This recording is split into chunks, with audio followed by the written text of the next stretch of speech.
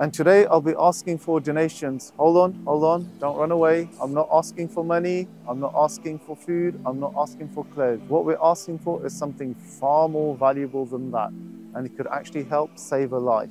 So today we're at the Luton Blood Donation Centre to investigate donating blood.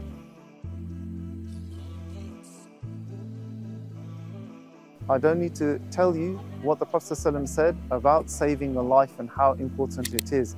So usually when we donate money, inshallah, it will go towards saving lives, whether it be water, whether it be food, whether it be clothes. However, donating blood is very, very specific. When you are in need of blood, money cannot save you, food cannot help you, and clothes cannot help you. It has to be blood. So from that point of view, I hope, inshallah, you understand the importance of donating blood.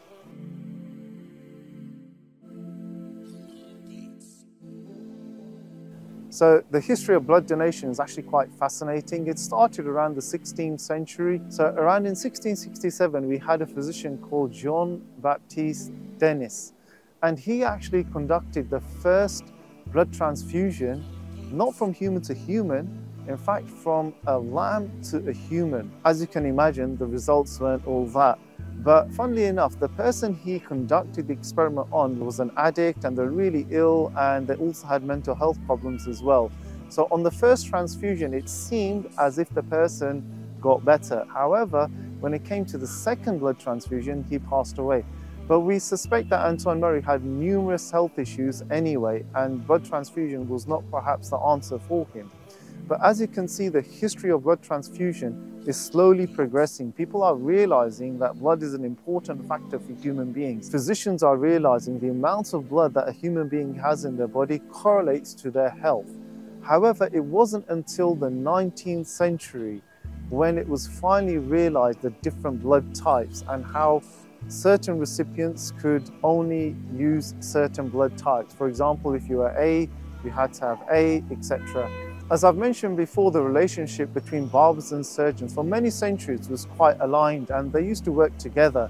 It's only until the 18th century when the knowledge of disease and cross-infection became widespread did finally barbers and surgeons split, as in the barbers needed medical knowledge to make incisions in people, and they didn't want to pursue that, so it was legislated that barbers can no longer operate on people. So around the 18th century, we first had the discovery of the bacterial revolution. So people discovered how germs are being transmitted from person A to person B.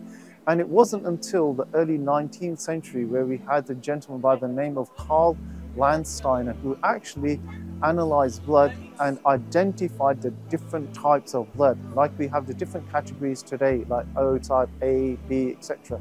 And from that, he theorized that human beings with a certain blood type would only be suitable for recipients of that blood type.